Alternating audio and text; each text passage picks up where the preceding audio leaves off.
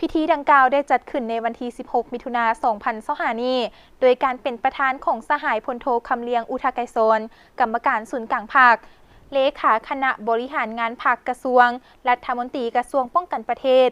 มีบรรดาสหายคณะภาคกระทรวงป้องกันประเทศคณะภาคกลุ่มใหญ่คณะภาคฮักฐานคณะหน่วยภาคกรมห้องการกองพร้อมด้วยพนักงานหลักแหล่งอ้อมข้างกลุ่มใหญ่การเมืองกองทัพเข้าร่วมสหายพันโทสากลไซกรมเมืองห้องหัวหน้ากลุ่มจัดตั้งพรรคกลุ่มใหญ่การเมืองกองทัพได้ผ่านมติตกลงว่าด้วยการหับห้องเอาคณะบริหารงานพรรคกลุ่มใหญ่การเมืองกองทัพสมัยที่ 6 อิงตามกฎระเบียบของพรรคประชาชนปฏิวัติลาวสมัยที่ 9 หมวดที่ 5 มาตรา29ข้อกอิงตามผลสำเร็จของประชุมใหญ่ผู้แทนสมาชิกพรรคครั้งวันที่20กุมภาพันธ์ 2025เลือกตั้งเอาคณะบริหารงานพรรคกลุ่มใหญ่การเมืองกองทัพสมัยที่ 6 อิงตามหนังสือเสนอของกลุ่มใหญ่การเมืองกองทัพฉบับเลขที่1737/กมทลงวันที่2 เมษายน 2025คณะพรรคกระทรวงป้องกันประเทศตกลงหับห้องเอาคณะบริหารงานพรรคกลุ่มใหญ่การเมืองกองทัพสมัยที่ 6 ตามผลการเลือกตั้งของกองประชุมใหญ่ผู้แทนสมาชิกพรรคครั้งที่ 6 องค์คณะพรรคกลุ่มใหญ่การเมืองกองทัพในวันที่20กุมภาพันธ์ 2025จำนวน15สหายดังนี้สหายพลตรีวงศรอินทร์ปานพิมพ์สหายพลจตวาแสงมณีวรคำมณีสหายพลตรีไพวันจันทพรหมาสหายพลจตวาเดือนสวรรค์สายพิมพ์คำปทุมสหายพลจตวาจันทาบุญนวงศ์สหายพันเอกแพงศรีเสงวิไซ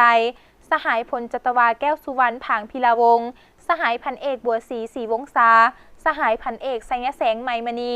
สหายพันเอกสนไซจัญญราชสหายพลจตวานางไพวรอินทบุตรสหายพันเอกอัมพรสุขวิไซสหายพันเอกขันธนูไซเจริญสุขสหายพลจตวาวันไซคำพาวงศ์และสหายพันเอกรัศมีขันอาสาหับห้องเอาคณะประจำภาคกลุ่มใหญ่การเมืองกองทัพสมัยที่ 6 จำนวน5สหายคือสหายพลตรีวงศรอินทร์ปานพิมพ์สหายพลจตวาแสงมณีวรคำมณีสหายพลตรีไพวันจันทพรหมาสหายพลจตวาเดือนสวรรค์สายพิมพ์คำปทุมและสหายพลจตวาจันทาบุญนวงศ์หับห้องเอาเลขาห้องเลขาคณะบริหารงานภาคประธานและห้องประธานคณะกวดกาภาคกลุ่มใหญ่การเมืองกองทัพสมัยที่ 6 ดังนี้หับห้องเอาเลขาห้องเลขาคณะบริหารงานภาคกลุ่มใหญ่การเมืองกองทัพสมัยที่ 6 คือสหายพลตรีวงศรอินทร์ปานพิมพ์เป็นเลขาคณะบริหารงานภาคสหายพลจตวาแสงมณีวรคำมณีเป็นห้องเลขาคณะบริหารงานภาคหับห้องเอาประธานห้องประธานคณะกวดกาภาคกลุ่มใหญ่การเมืองกองทัพสมัยที่ 6 คือสหายพลตรีไพวันจันทพรหมาเป็นประธานคณะกวดกาภาคสหายพันโทวิไลศิลป์ลินทศรและสหายพันโทพันไซศรีวงจันทร์เป็นห้องประธานคณะกวดกาภาค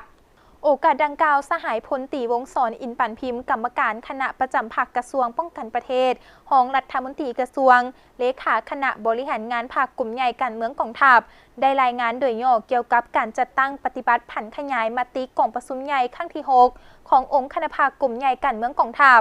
บนพื้นฐานให้จัดตั้งเผยแพร่มติกองประชุมใหญ่ครั้งที่ 6 ขององค์คณะภาคกลุ่มใหญ่การเมืองกองทัพให้บรรดากลุ่มห้องการกองทั่วกลุ่มใหญ่การเมืองกองทัพในเบื้องต้น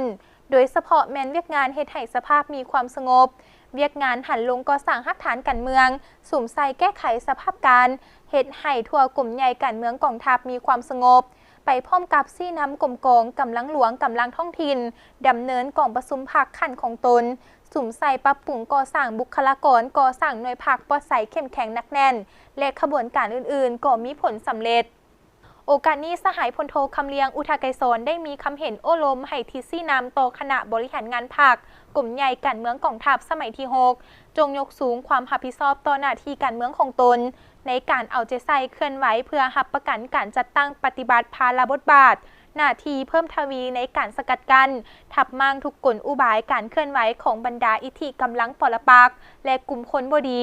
บรรดาโนแนงที่จะพาให้เกิดมีความบ่สงบปกปักรักษาและแก้ไขปัญหาปรากฏการณ์หย่อท่อที่เกิดขึ้นอยู่เรียบตามชายแดนแก้ไขปัญหาปรากฏการณ์หย่อท่อในสังคมที่จะกดน่วงการพัฒนาเศรษฐกิจสังคม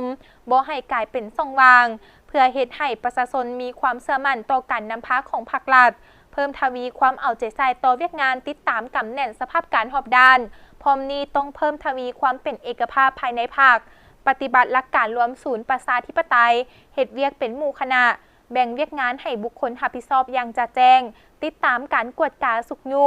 และสรุปถอดถอนบทเรียนเพื่อส่งเสริมด้านตั้งหน้า